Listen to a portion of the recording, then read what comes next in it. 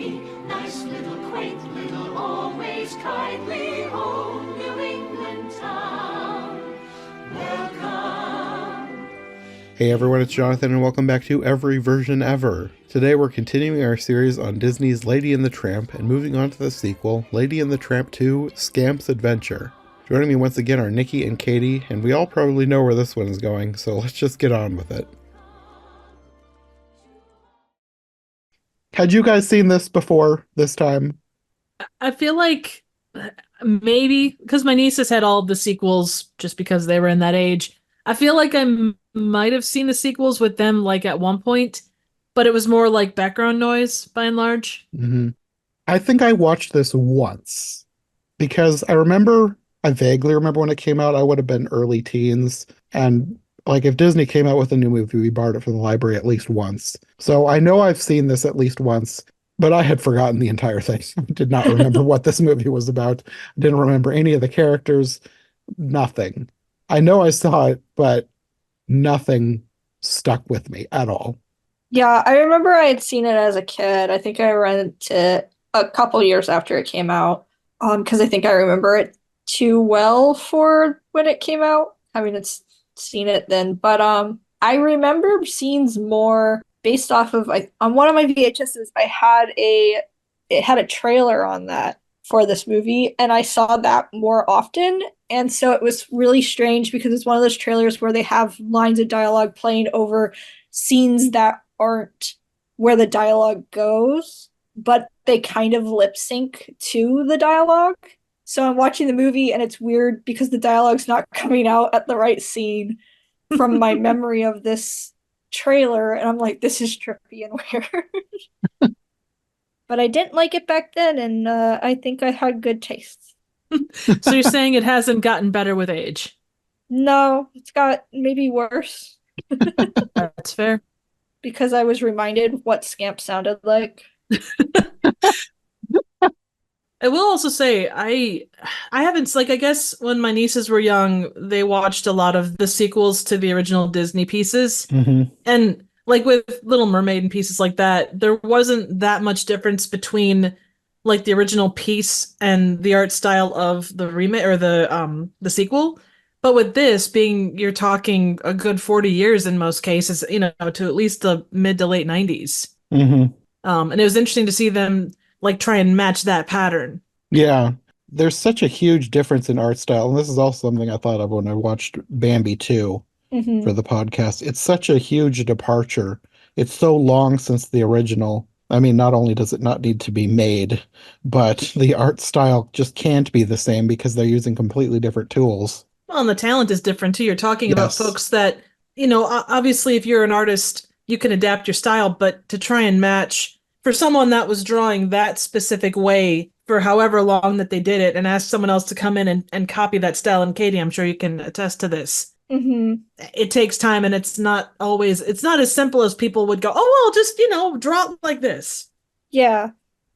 So I don't know how much, again, IMDb, some of the trivia you can trust, but others, I don't know. According to what I saw in the trivia for this, the model for Scrappy-Doo from Scooby-Doo and Scamp were based off the same model. What?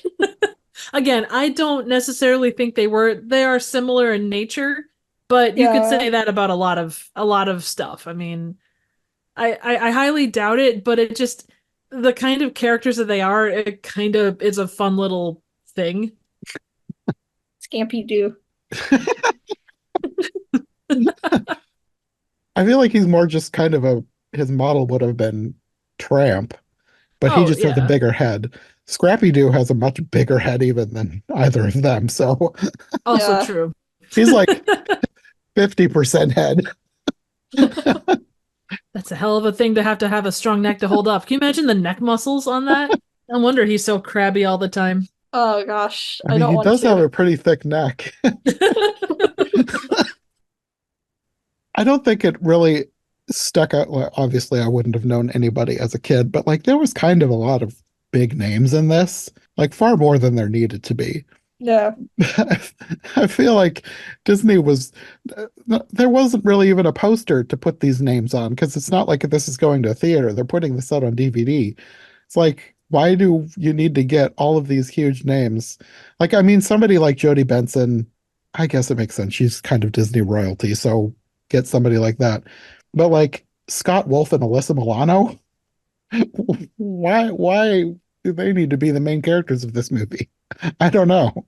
Yeah, it almost feels like it's like, oh, we know a guy who knows a guy and we can get this person in your movie or something. Yeah. Yeah, I don't know. It was weird when I saw the names of some of the people in here. Like even if I'm not super familiar, because like and I don't know if I'm pronouncing this right, but like I know the name Chaz Palminteri, who Oh yeah, played he the was Rottweiler. so he plays a lot of like kind of gangster-esque like Italian guys. So like untouchable type guys, Goodfellas, those kinds of like very tough characters. Okay. So he was typecast then. Oh yeah. No, and that's always what he played. It's like, you know how Robert De Niro always plays like an Italian or, Al Pacino, like they always play like that guy. Yeah. And like the, oh, Mhm. Baba Goosh, that guy. Yeah, that's essentially I don't know why.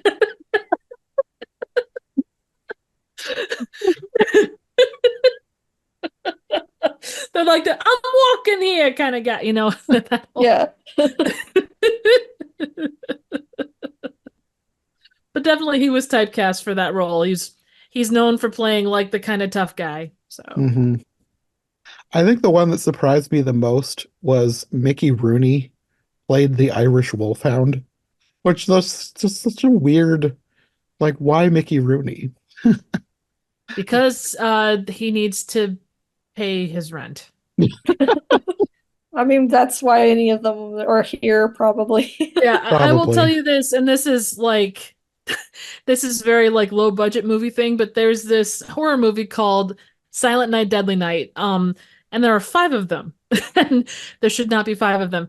But in the fifth one, I think it's either Mickey or Andy Rooney. I don't remember which. One of them plays a toy maker, and this same person 2 movies back basically said that this series of movies was like the worst thing ever. And then 2 movies later, he ends up in as a major character in this movie. So, Did the filmmakers do this on purpose? Like they heard somebody dissing their movie and were like, I'll show you. You're going to be in it and you're going to like it. it is highly possible.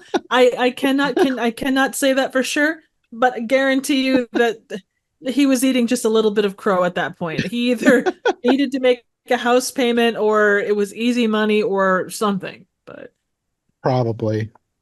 I think that's probably why you get, not that Mickey Rooney is like a D-list actor, but like he would have been like in his 90s at this point, I think. oh yeah. So they usually, these types of movies try and get as big a name as they can. I feel like they target the people who might be a little bit more desperate. Not that Oh, Mickey Rooney is 100%. desperate or anything, but I don't know. Well, I feel look like at that's who they go after.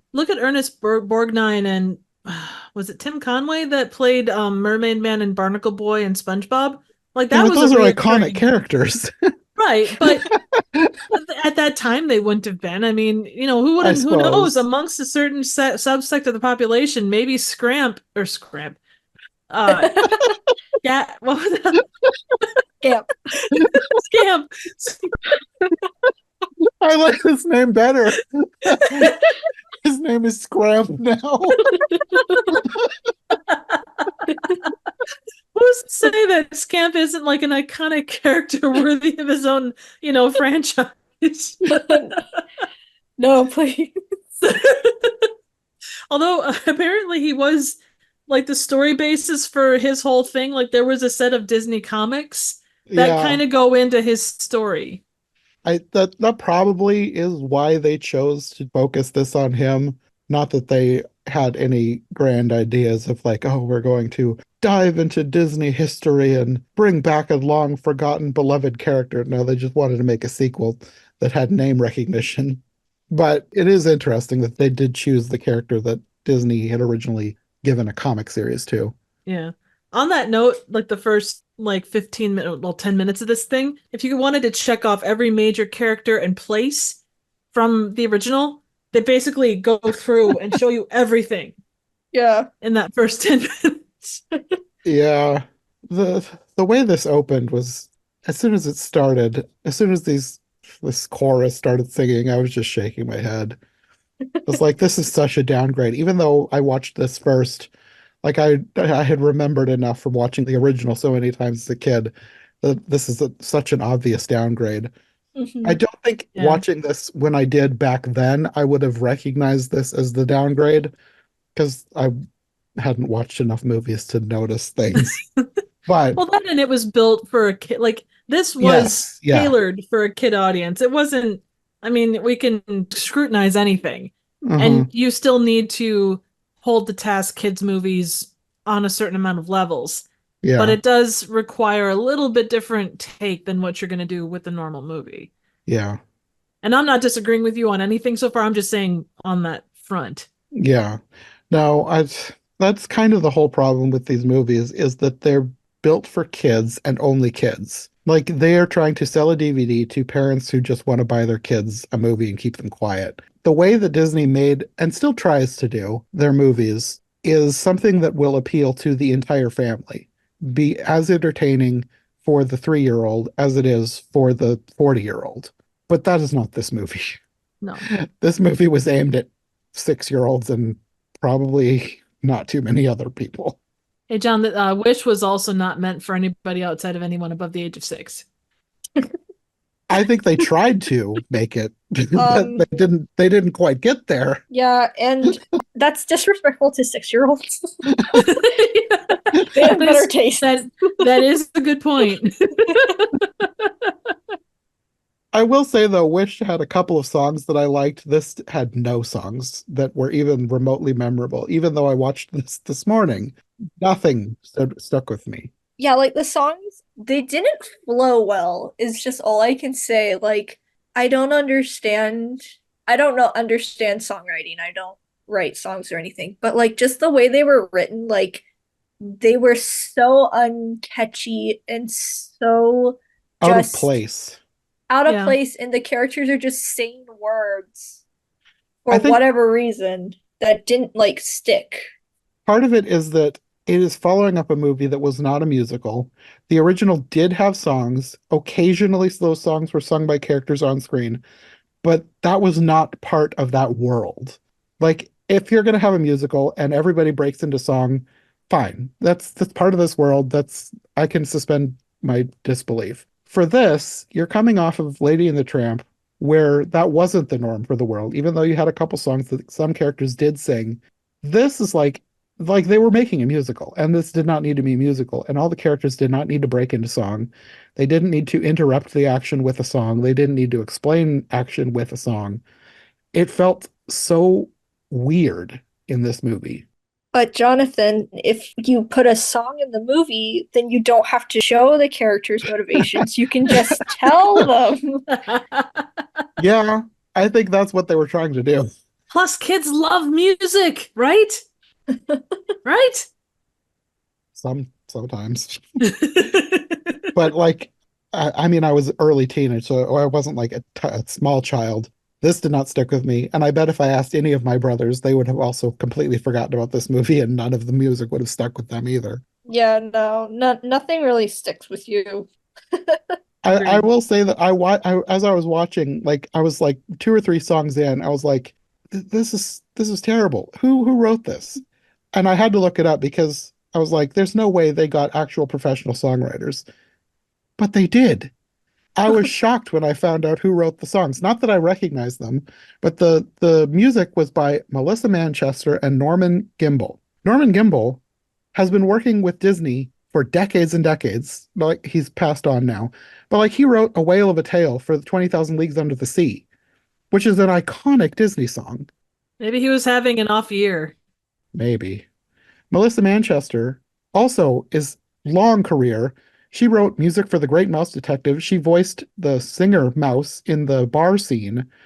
She was famous enough that she was a featured guest on The Muppet Show in 1980. Wow. So I feel like they should have done a better job. Sorry, but they were not on the top of their game for this movie. It's like when like when John Williams writes a song and like everyone wants him to score their movie, and sometimes you're like, oh, this one just sounds like all this other music.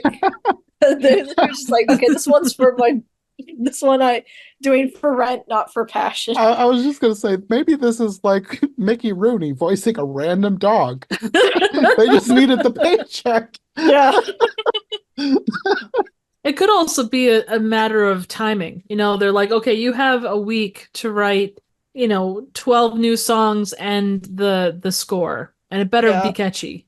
That's true also. Because I don't know how long it took to make this movie, but I can bet they didn't spend decades on it like they did for the original.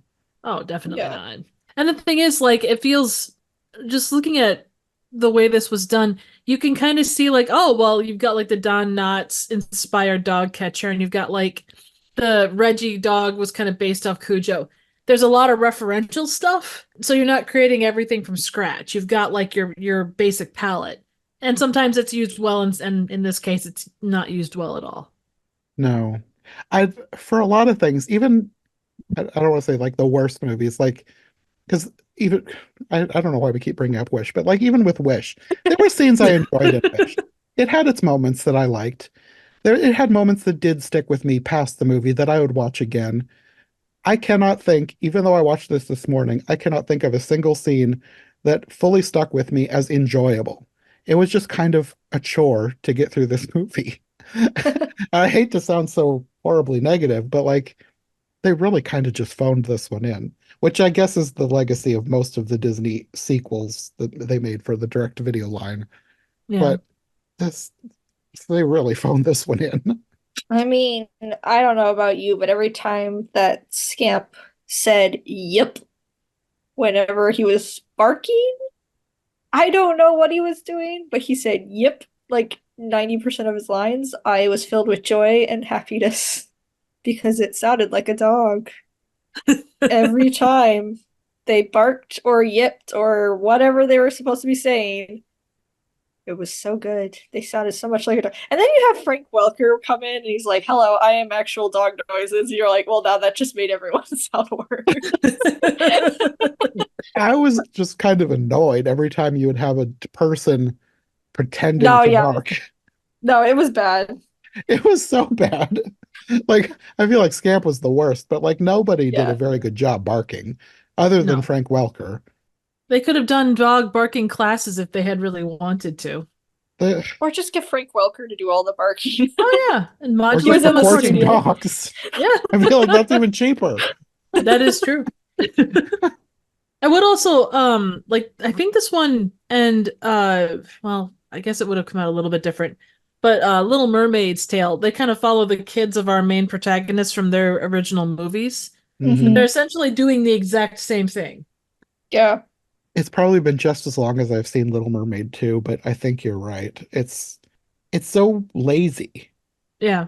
Like, and as I was watching this, I was like trying to figure out what the point of the story was, Money. other than money. I was like, not that it's exactly the same, but it reminds me of movies that I watched, like movies that would have been in our church library. Like they're trying to teach you a lesson. Like, because like, I don't know if you watched any like, I don't know, just Christian media as a kid, but like McGee and Me or anything from Focus on the Family. Every story had to be a lesson, like very heavy-handed. Like there is no nuance at all. It's Right. like this is this, and this is why this is good, and this is why this is bad. That's what this felt like. Like the whole point of it was Scamp doesn't like what his parents say, so he runs away from home and finds out the hard way that that the world is a mean place. I would definitely It agree. felt like stereotypical bad Christian media. Well, what was weird about this movie is like, in a sense, you could say that the original Lady and the Tramp did have a bit of like questions and like themes around class with the dogs, because you had like Yeah. the rich dogs and then stuff. This felt like they decided to really go with that, and they're like, but they treated it as if being a street dog was like alcoholism or something. I didn't even think of that, but you might be right. Because like Tramp is like, I will never tell my son I lived on the streets, and like he's That's like, I'm true. different now, I've changed. And That it's is like true. it was like, what is this? Why is he treating it like this is a bad thing that he was like addicted to or something? And now he's like, oh, I'm free from that life now, or whatever. It was so weird. Now that you say it, yeah, even like the tests that Scamp goes through, he's like, "Oh, I'm just one more test, and I could be a contender." You know, Yeah. that's kind of like, oh, you're joining a street gang, cool. I think that also kind of ties in with how I was feeling about the movie, like the heavy-handedness of it. Like, even though I didn't pick up on the alcoholism potential theme, it kind of fits with trying to sell a moral in a way that doesn't allow for any sort of nuance. Yeah. It's weird though, because it's not like it was like alcoholism or whatever. It's not like Yeah. all the dogs were getting high or whatever. But like it felt strange that suddenly it was like I thought to an extent it was kind of like don't judge the street dogs is kind of a little bit what Trusty and Jock learned. I mean, like they're just dogs is what it felt like in the original one. But then in the sequel it was like, no, street dogs are bad. You need to be part of a loving American home. Which isn't that weird though too, because they know what happened with the Tramp. Yeah. Like they lived it. They saw that all that stuff. There was, yeah, it totally lacks any nuance at all. It's just strange because like the way they word it, like Tramp's just like, I changed, I found out what a real true life is like, and you're like, no, you found the life you wanted to live, not like the right way to live or whatever. Like, I don't know, it felt weird. They were just like shaming the other dogs, like, this isn't the way to live. You're supposed to live with your wife and you're supposed to live in your penthouse and just enjoy life and be rich, and you shouldn't like want to go and like travel or whatever. But then they kind of were like, oh, we can walk in the park sometimes. You're like, this just sounds, again, if it's like alcoholism, it's just like, okay, we can have a wine every so often, but just don't have it like all the time. And it's like, okay, what is going on? It felt like we could dabble in a pastime that maybe we shouldn't do all the time. It's like, it's just a walk. What are we doing? It was just weird. You want to go run in the backyard and possibly get dirty? Gasp.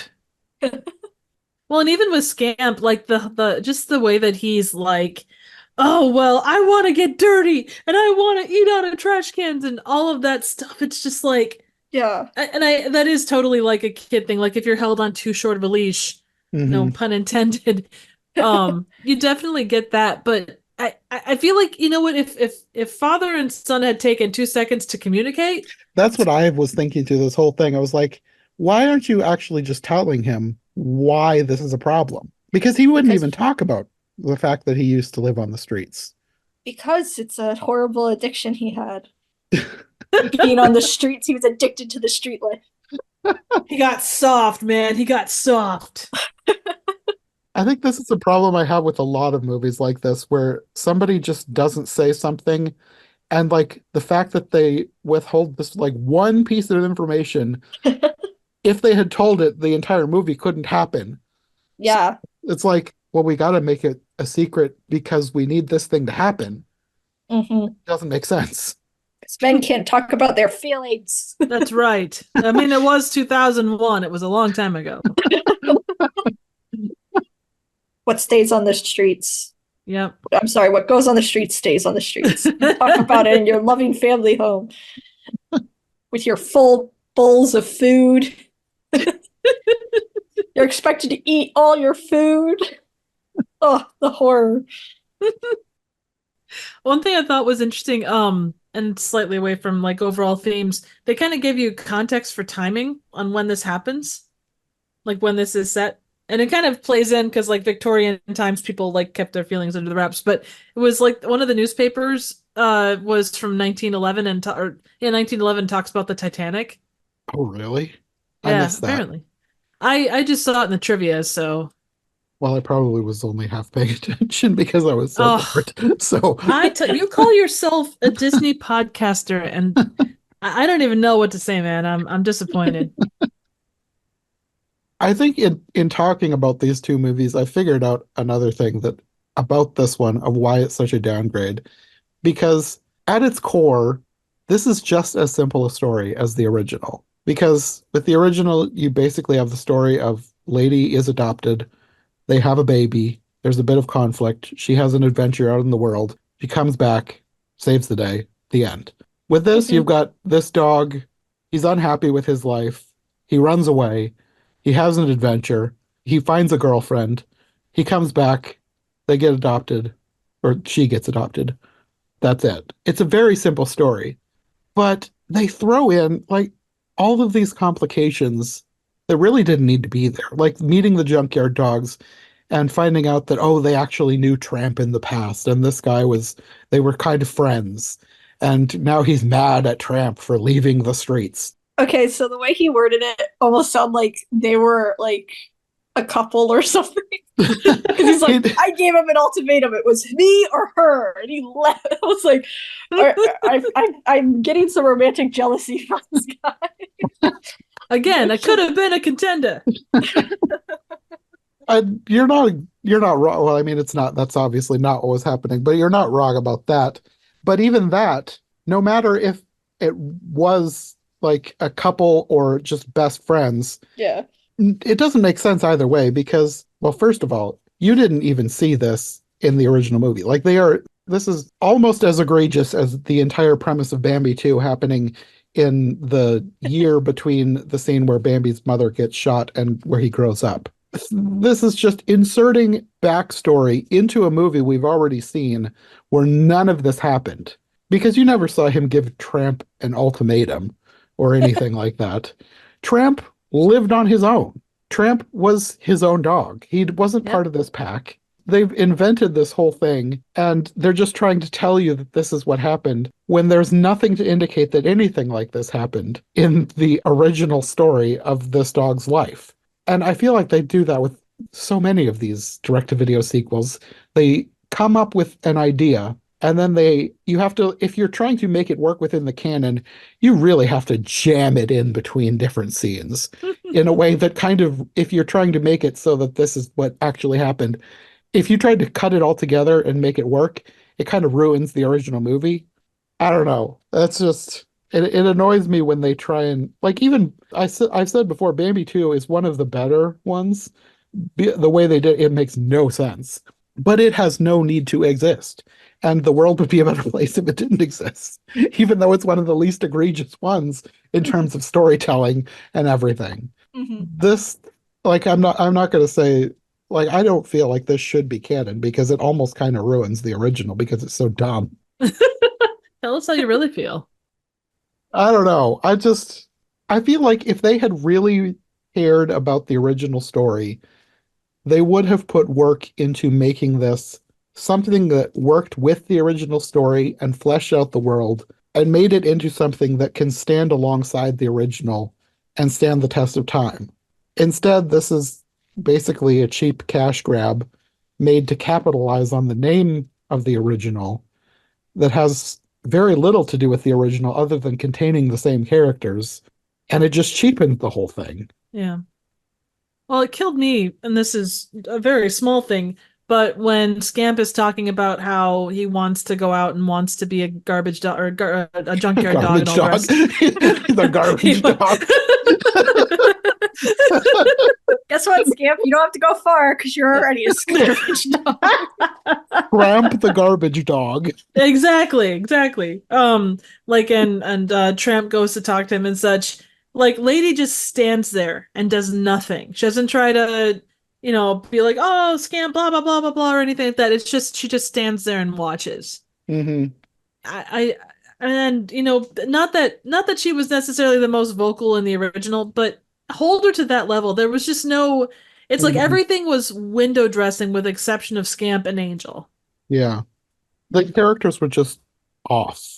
Yeah. Mm-hmm. Like the closest I can say to anything nice about the characters is that I thought Jodie Benson did an admirable job trying to capture the voice of Lady in the original. Like, I could still tell it was Jodie Benson, but I thought she did a good enough job making it sound like she was actually Lady. But that's as close as I can get to saying something nice about the characters.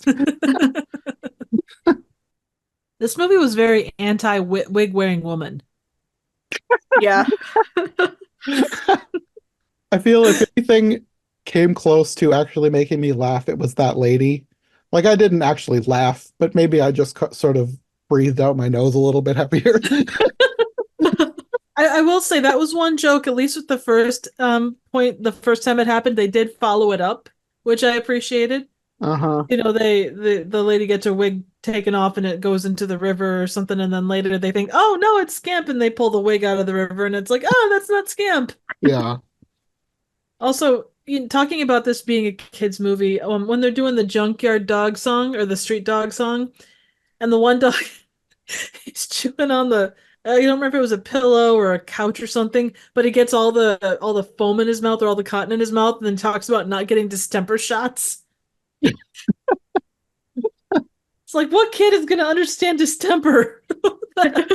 But this was them trying to put in jokes for the adults. Point, yeah. They tried.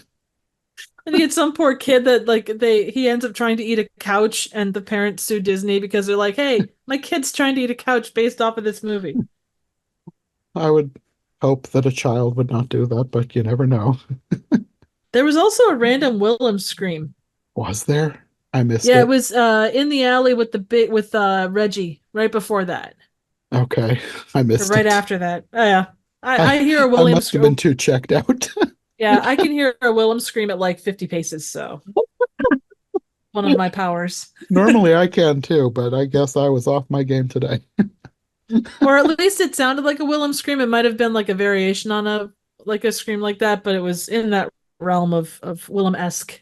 I mean, I would trust your Wilhelm scream radar better than I would trust my Wilhelm Aw. scream radar because I'm sure you've heard many more than I have.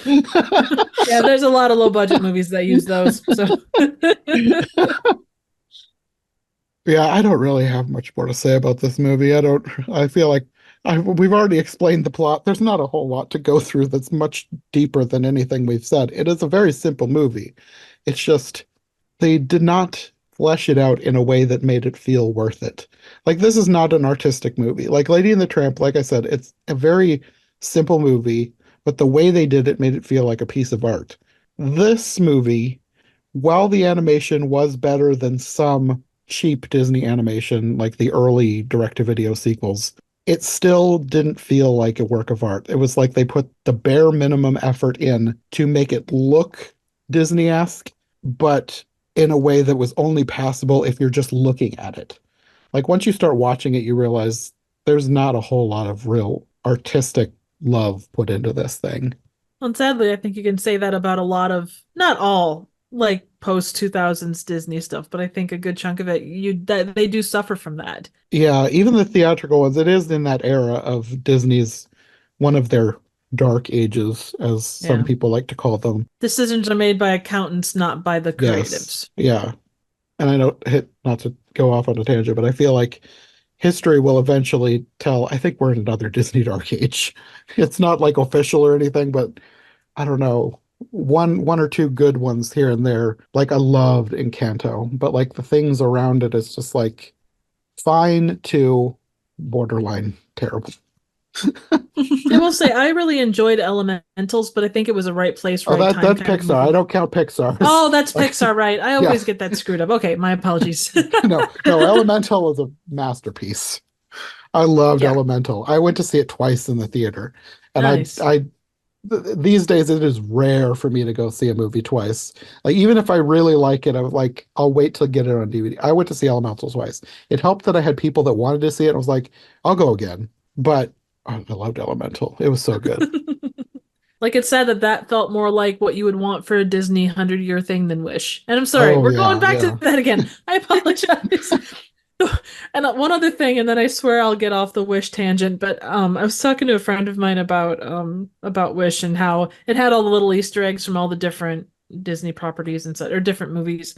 And they asked me what the one for Pinocchio was, and I couldn't remember it offhandedly. And they're like, well, as long as he didn't stare at a pile of poop in the middle of the street for a solid 15 minutes, we're doing okay.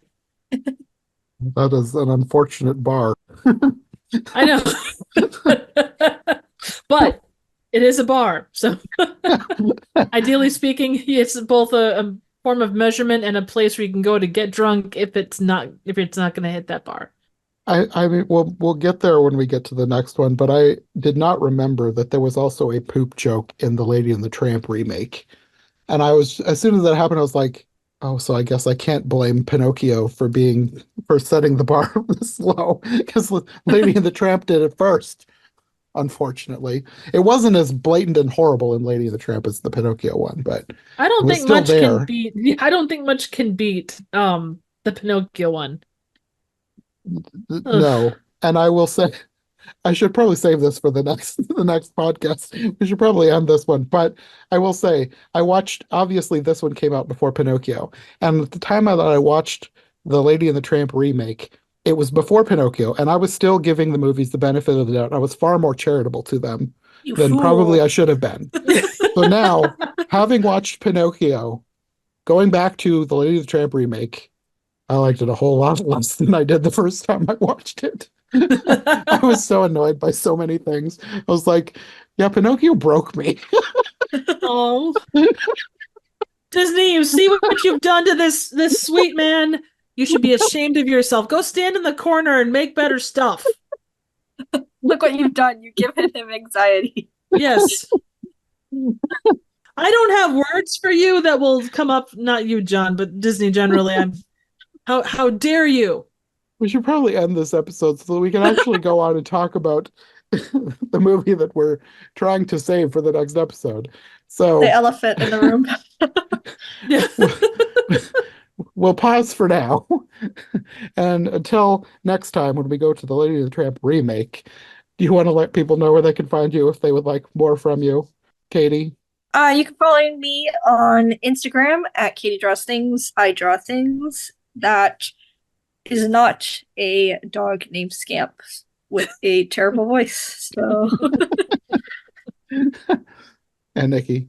After watching this movie, I will be hiding in the very, very back of my theater here on YouTube, Trivial Theater. I do a wide array of random, obscure, and straight up bad movies, but not Disney sequels. Okay, well, we will see you next time when we talk about the Lady and the Tramp remake from 2019. Thanks for listening to Every Version Ever. If you enjoyed this episode, make sure to subscribe and follow my co-hosts as well. My Linktree and all of our links will be in the description below. If you want more of my content, all my podcasts are available on YouTube as well as most podcast platforms. If you enjoyed this show, check out one of the other podcasts or check out my Patreon for bonus and extended episodes you won't find anywhere else. We'll be back soon with another brand new episode, so thanks for listening and we'll see you next time.